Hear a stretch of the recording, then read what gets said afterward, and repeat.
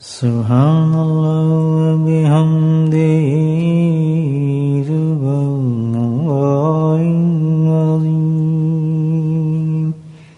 Subhanallah bihamdihi subhanallahil azim.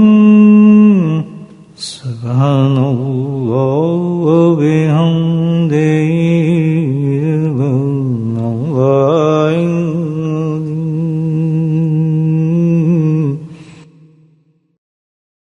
جن بندے کا تعلق اللہ سبحانہ تعالیٰ سے دور ہوتا ہے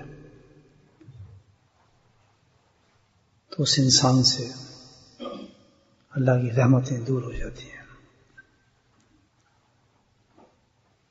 جب اللہ کی رحمت انسان سے دور ہو جائے ہر چیز جو بھی اس دنیا کے اندر موجود ہے وہ اس سے دور ہو جاتی ہے. سارا دنیا کا نظام جو ہے وہ اللہ کے قریب ہونے پہ چلتا ہے، اور جو اللہ کا ذکر کرتا ہے وہ اللہ کے قریب ہو جاتا ہے. اور جیسے جیسے وہ اللہ کا ذکر کرتا ہے ویسے ویسے اللہ کا قریب ہوتا رہتا ہے. جیسے جیسے اللہ کے قریب ہوتا ہے اللہ کی رحمتیں اس پہ بڑھنا شروع ہو جاتی ہیں. اللہ پاک نے پورے قرآن کو اپنی تعریف کے لیے اتارا ہے. من جملہ ہر شے دنیا کی جو ہے وہ اللہ کو یاد کر رہی ہے. سبح للہ ما فی السماوات و ما فی الارض. یہ اللہ پاک قرآن میں ہمیں یاد دہانی کرا رہا ہے، ہماری غفلت کو دور کر رہے ہیں. ہمیں آزادی دی ہے نا، کائنات میں کسی چیز کو اللہ نے آزادی نہیں دی ہے، ہمیں آزادی دی ہے کہ تو مجھے مان جانا مان تیری مرضی ہے. اللہ کتنی بڑی آزادی ہے. کیا ضرورت ہے کسی کے اللہ کو نہ مانے؟ مجھے پتہ ہے ایک چھوٹا سا کیڑا بھی ہوگا وہ بھی اللہ کو مان رہا ہے. ہماری ضرورت دیکھیں آپ کہ دنیا کو مسخر کر دیا، ہمارے اندر کر دیا، دنیا کو ہمارے کنٹرول میں کر دیا، پوری کائنات کو، اور ہماری مرضی ہے ہم اللہ کو مانے یا نہ مانے. اس چوائس پہ کہ ہم اللہ کو مانے نہ مانے ہم اکڑ گئے، اکڑ پیدا ہو گئی ہمارے. ہم کہتے ہیں کہ بس ہم سے بڑی کوئی چیز ہی نہیں ہے، ہم تو اللہ کو نہ ماننے کے باوجود بھی زندہ رہ سکتے ہیں، کھا سکتے ہیں، پھر سکتے ہیں، دیکھ سکتے ہیں. حالانکہ ایسا نہیں ہے. اللہ نے ہمیں چوائس دے دی ہے. میں دیکھنا چاہتا ہوں مخلوق میں ایک ایسی مخلوق پیدا کرتا ہوں کہ جس کو گناہوں کے منفرد ڈفرینٹ ہوگی سب سے، وہ بھی زبردست کوالٹیز ہوں گی اس میں، لیکن چوائس یہ دوں گا کہ دیکھیں کہ مجھے مانتے ہیں یا نہیں مانتے ہیں تو کتنا تعلق سے رکھتے ہیں. آپ سوچیں پھر اللہ نے کرم یہ فرمایا کہ کیونکہ ان کو دماغ دی ہے، شعور دیا، عقل دے دیا، چوائس دی ہے، تو اللہ نے گائیڈنس بھی دے دی. سبحان اللہ، پوری گائیڈنس میں بتا دی. سبح للہ ما فی السماوات والارض. کہ جتنی بھی کائنات تم دیکھ رہے ہو اس میں سے کوئی چیز بھی تم ایسی نہیں ملے گی کہ جو مجھے یاد نہ کرتی ہے، بلکہ ان کی زندگی، ان کی ایگزسٹنس جو ہے نا، ان کا قائم رہنا جو ہے وہ میری یاد کی وجہ سے ہے. مجھے یاد نہ کرنا ان کی موت ہے، مجھے یاد کرنا ان کی زندگی ہے. سبحان اللہ، کتنی بڑی یاد دہانی ہمیں کرائی اللہ نے. لیکن بس ہم تو نہیں سمجھتے کہ اللہ کا ذکر جو ہے کوئی ایسی چیز ہے بھی نہیں ہے، احساس ہی نہیں تھا. اللہ کو سب سے زیادہ پسند چیز جو ہے ساری عبادتوں میں سب سے زبردست عبادت جو اللہ کو پسند ہے وہ کیا ہے کہ مجھے یاد کرے. بس تو اس نے یاد کا ایک سسٹم نہیں رکھا، کیونکہ انسان کو سمجھانا تھا نا. کبھی کہہ دیا چل تو میرے دل کرتا ہے اب یاد کرنا ہے تو تو اب اس طرح کر، کھڑا ہو جھک سجدہ کر، کھڑا ہو جھک سجدہ کر. سبحان اللہ. کوئی غیر مذہب کا آدمی دیکھتے کہ کر کیا رہے ہیں، وہ ہنستے ہیں اور ہم ماننے والے مزہ کرتے ہیں اس میں. دیکھیں کچھ کر کے آ گیا, کھڑا ہو گیا, پھر کچھ کہا, پھر جھک گیا, پھر اللہ کو تعریف کی, پھر سجدے میں چلا گیا, پھر کھڑا ہو گیا. سبحان اللہ. تو جو کرنے والے ہیں الحمدللہ, اللہ نے بتا دی کہ تعریف دل کرتا ہے, دن کے اندر 5 دفعہ میرے سامنے آ کر تو یہ پریکٹس کرتا رہے. تو بعض دفعہ یہ بھی کہتے ہیں تو نہ کرنا, ایک آدمی مقرر کر دیتا ہوں, وہ بولتا رہے گا تو بس خاموشی کھڑا رہے. کیا بات ہے, اللہ کی یاد کیونکہ اس کو پسند ہے کہ دل کرتا ہے ایسے کر. پھر کبھی کہہ دیا اچھا کرو جی کھانا پینا چھوڑ دو اور بس بند, نہ بیوی کے پاس جانا, نہ کھانا نہ پینا, چلو کام شام کر لو بس. دل کرتا ہے کچھ بھی نہ ہو. یہ کیا ہے کہ یہ بھی میری یاد ہے. سبحان اللہ. ہر عبادت کرنے کا یہ میری یاد کے لیے قائم یاد رکھے کہا نا. ٹھیک سال اس نے کہا چلو میرا دل کرتا ہے کہ اس طرح مجھے یاد کرو. سبحان اللہ. گھر بار سب چھوڑ دو, کپڑے بھی اتار دو. سبحان اللہ. کپڑے بھی اتار دو, کچھ بھی نہ پہنو, ٹوپی میں اتار دو, امام میں اتار دو, بس ایک چادر پہن لو, اوپر سے پیچھے خالی رہے, سطر ڈھک لو, ننگے ہو کے بس کیا کرو, جہاں میری تجلی ذات ہے اس کا چکر کاٹتے رہو. یہ اللہ تعالیٰ کیوں کرے, کہتے ہیں میری یاد ہے, میری یاد ہے, مجھے یاد کر دے. اس کا نام کیا رکھا ہے, کر رہے ہوتے ہیں لوگ حیران ہوتے ہیں کیا ہوئی, کپڑے اتار دیے, پاؤں سے جوتے بھی اتار دیے, اور کہتے ہیں سلا نہ پہنو, یہ چپل بھی اتار دیے, کیا ہو گیا ان کو, کہتے ہم اللہ کو یاد کر رہے ہیں. سبحان اللہ. قرآن کہتا ہے نا حج بھی کیا ہے, یاد کرنا.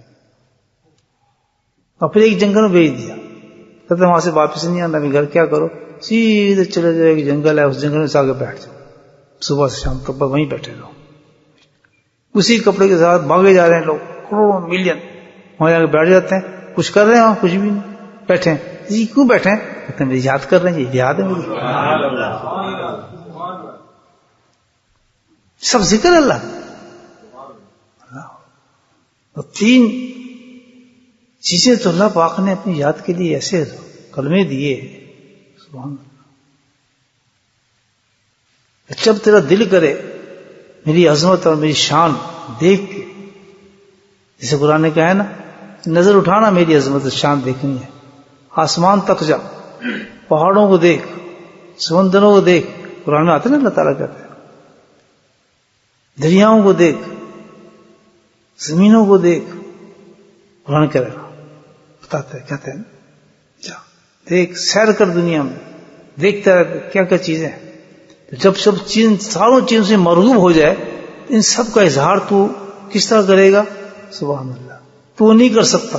بعض دفعہ اللہ تعالیٰ کی ایسی چیزیں دیکھتے ہیں, آپ جائیں نا ہالیڈے میں یا کہیں اسکاٹ لینڈ وغیرہ میں جائیں, اس ملک میں جائیں, تو ایسی عظمت چھان نظر آتی ہے نا اللہ تعالیٰ کے, آدمی منہ کھل جاتا ہے. یہ کیا اتنی بڑی. آپ جہاز پہ بیٹھ جائیں, جہاز کے بعد کھڑکی نیچے جھانک کے دیکھیں, سب سمندر نظر آئے گا نا آپ کو, پتہ لگتا ہے کہ یہ کیا چیز ہے. سب سے بڑی شان کہ اللہ نے اتنا اونچا اٹھا دیا اور ایک ایسی مشین لگا دی, وہ بھاگے جا رہی ہے آسمانوں کی طرف. اللہ نے کیا ہے نا, اس کو ایروپلین کہتے ہیں. تو جب اس وقت یہ عظمت دل پہ چھا جائے, دل پہ اتنا اثر ہوگا, ایک دم پڑے گا, تو کیا کر سکتا ہے تو اس وقت مجھے ایک چیز بتاتا ہوں, بس وہ پڑھ لینا. وہ سب سے بڑا میرا ذکر ہوگا اس وقت. تو کون سا ہے, اللہ اکبر. ہاں, جس بندہ اللہ اکبر کہتا ہے نا, تو پوری کائنات رک جاتی ہے, کیونکہ وہ بندہ اللہ کی عظمت کا اظہار کر رہا ہوتا ہے. اللہ اکبر. دیکھ کتنی بڑی تکبیر ہے,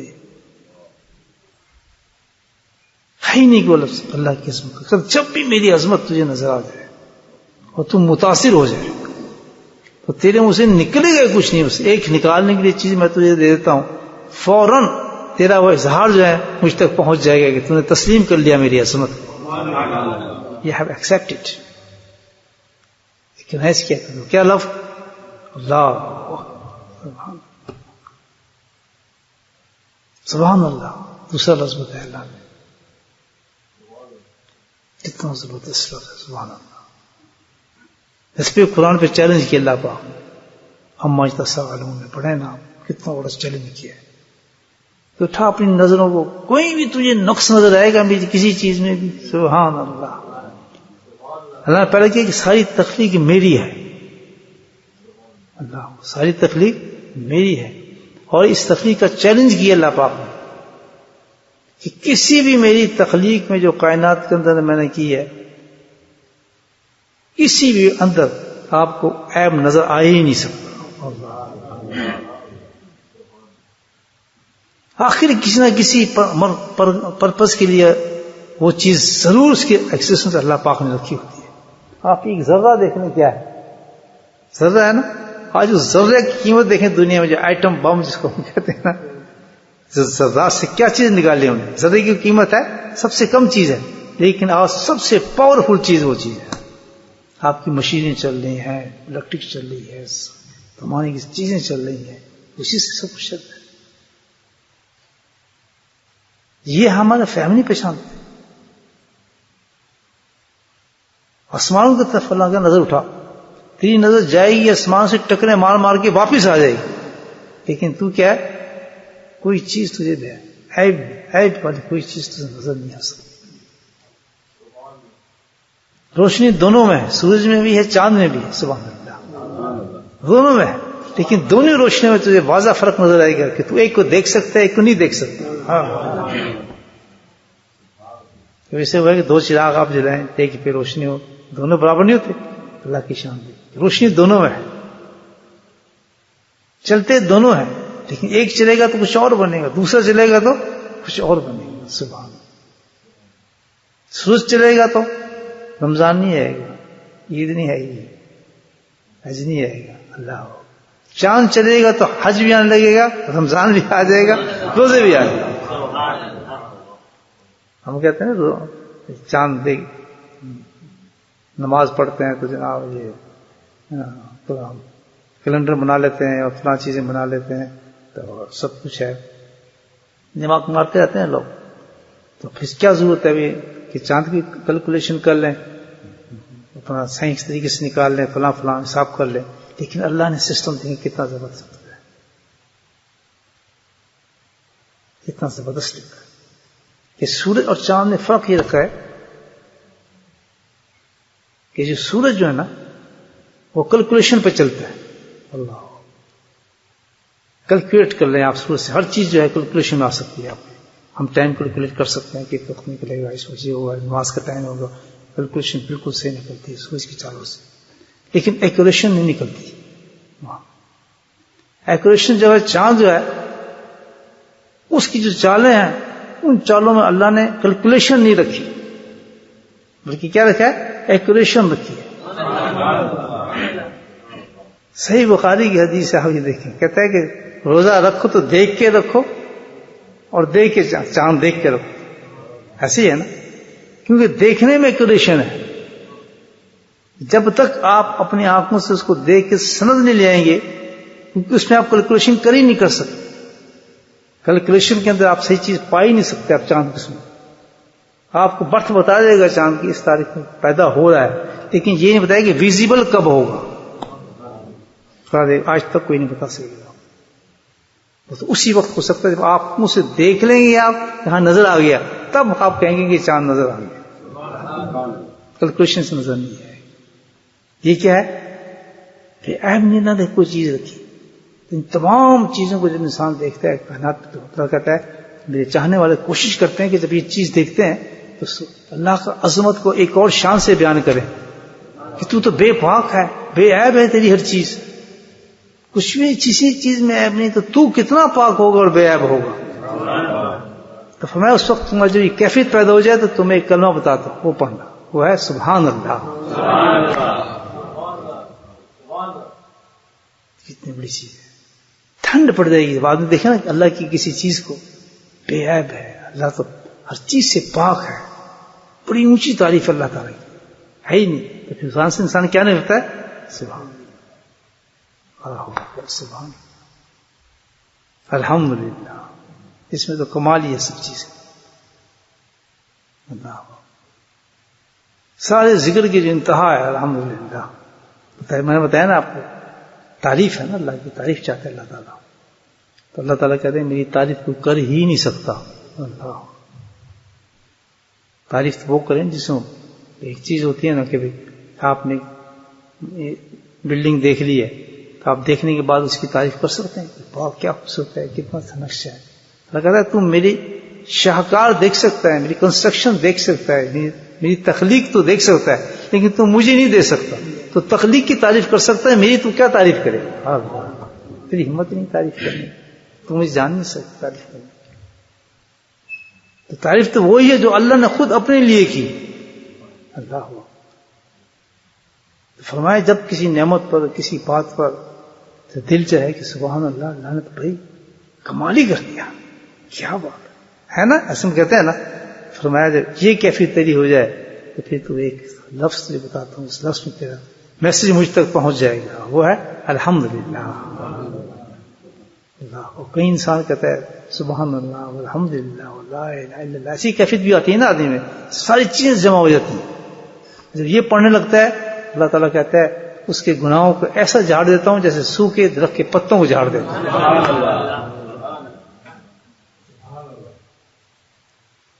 کیا مطلب اس کا؟ پتے جھڑنے کا مطلب کیا ہے؟ اب اس کا اور میرا کنیکشن جو ہے بہت قریب ہو گیا. یہ میرے سبحان اللہ، یہ پاک ہے، یہ شخص گناہ جھاڑ دیے میں نے اس کے، اب یہ بہت قریب آ گیا. تو میرے بھائیو، اللہ نے ساری چیزوں، کائنات پوری چیزیں جو ہے اپنے ذکر کے ساتھ مشغول کرنے میں رکھی ہیں. اور سب سے محروم شخص دنیا میں رہنے والا وہ ہے جو اللہ کو یاد نہیں کرتا. بس ہمیں چاہیے کہ اللہ کے ذکر کو چھوڑیں نا، اتنے کو یاد کریں، چھوڑیں ہی نا.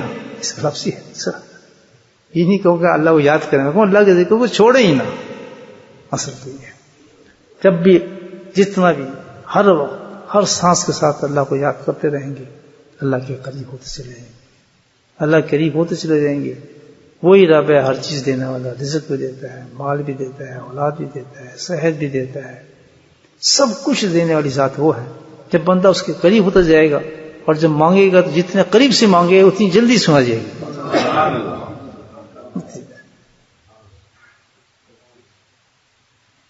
تو اللہ تعالیٰ سے دعا کریں اللہ ہمیں ذکر کی توفیق نصیب فرمائے. بسم اللہ الرحمن الرحیم الحمد للہ رب العالمین والصلاۃ والسلام علی سید المرسلین اللہم صل علی محمد وعلی آل محمد کما صلیت علی ابراہیم وعلی آل ابراہیم.